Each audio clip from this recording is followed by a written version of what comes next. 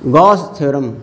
देखिए Gauss theorem के बारे में बोल दे रहे हैं कि total electric flux over A close surface in vacuum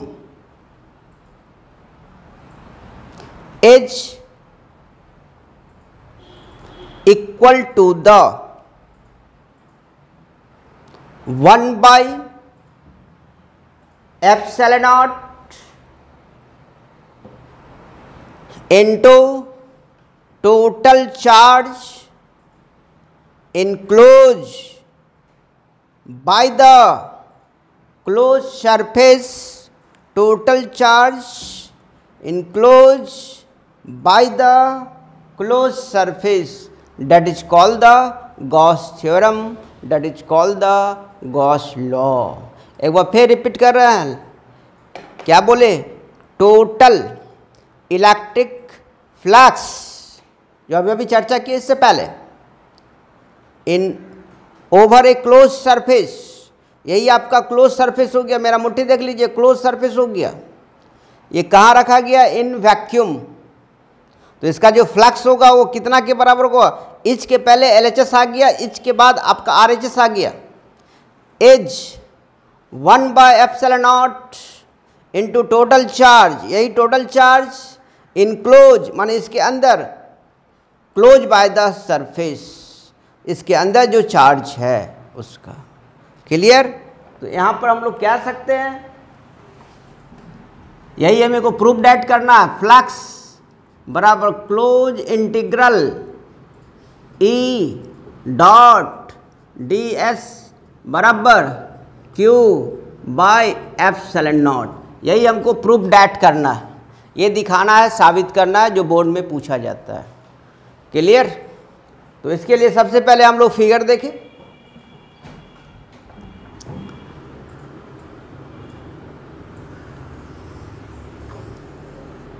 यही आपका क्लोज सरफेस है, इसका सेंटर O है, सेंटर पर प्लस चार्ज Q है। जब प्लस चार्ज Q है तो इलेक्ट्रिक लाइन ऑफ फोर्सेस क्या होगा? बाहर जाएगा। इलेक्ट्रिक लाइन ऑफ फोर्सेस बाहर गया,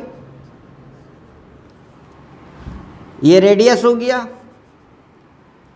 अब यहीं पर छोटा सा एलिमेंट को दिखा दीजिए, छोटा सा एलिमेंट जिसको हम लोग ds बोलते हैं। ये भी सरफेस पर परपेंडिकुलर होगा, जिसका डायरेक्शन ये दिखाया गया। इलेक्ट्रिक फील्ड का डायरेक्शन यूनिट वेक्टर r से दिखाया गया। क्लियर? ये इसका स्ट्रक्चर हुआ गॉस थ्योरम साबित करने के लिए। क्या बोले कि एक क्लोज सरफेस ले रहे हैं जिसका सेंटर O है, सेंटर O पर चार्ज प्लस Q चार्ज है। प्लस Q चार्ज होने के कारण इसका इलेक्ट्रिक फील्ड का डायरेक्शन अपवर्ड है। एक छोटा सा पार्ट लिया गया जिसको हम लोग बोले ds पॉइंट P पर, उसका इलेक्ट्रिक फील्ड का direction and cross section area का डायरेक्शन आपको दिखा दिया गया है। क्लियर? अब देखिए, according to Coulomb's law,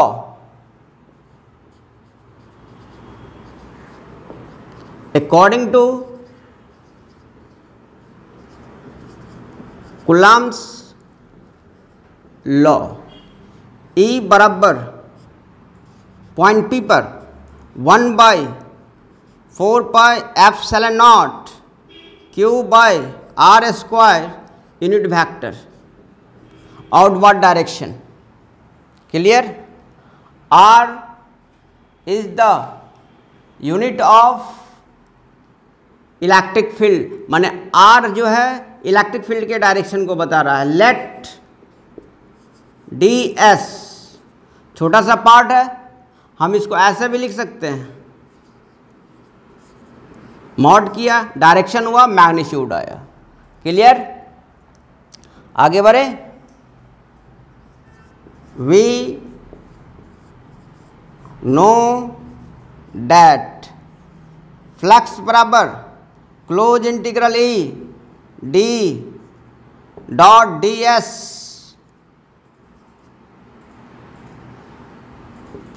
vector के रूप में हटा दिए E D S cos theta S, ये इसके बदले आप 1 लिख दीजिए और थीटा जो है 0 डिग्री है, क्योंकि angle between cross section area and electric field दोनों पैरेलल है, दोनों परपेंडिकुलर ऑन द सरफेस। जब दोनों परपेंडिकुलर है तो दोनों एक दूसरे के पैरेलल है, तो इस केस में थीटा इक्वल टू 0 डिग्री है। देन फ्लक्स बराबर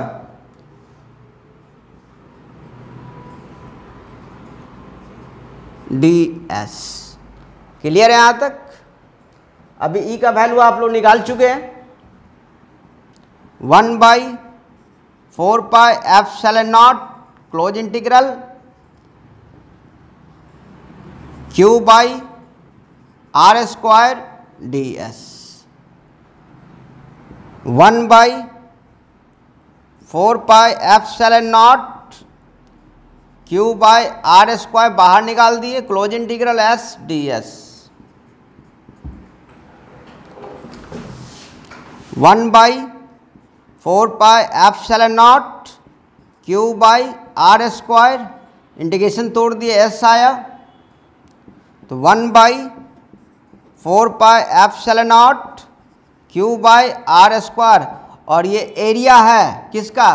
तो स्फेयर का, तो कितना हो जाएगा 4π r square, 4π cancel, r square cancel, क्या बच गया Q बाई ε0। यही आपको प्रूव करना था, राइट। तो इस तरह से हम लोग आसानी से गॉस थ्योरम को क्लियर किए। क्या क्लियर किए? इसमें क्या क्या मटेरियल मेरे को देना पड़ा?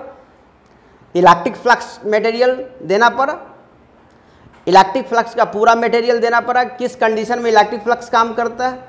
दूसरा कि टोटल इलेक्ट्रिक फ्लक्स मटेरियल क्या हो जाएगा? Enclose circuit. कहाँ? तो in vacuum is equal to the 1/ε0 into total charge enclose by the close surface. यही इसका मटेरियल था। उसके बाद हम लोग मटेरियल में लिए फ्लक्स का यूज किए, इलेक्ट्रिक फील्ड का यूज किए, उसको हम लोग मैथमेटिकल टूल से डिराइव किए। अगर ये वीडियो आपको पसंद आया तो लाइक कीजिए, सब्सक्राइब कीजिए और अपने दोस्तों के बीच में बोलिए। आपका लाइक और सब्सक्राइब हमें एनर्जी देता है, इसी के लिए प्लीज़ आप लाइक एंड सब्सक्राइब कीजिए। ओके।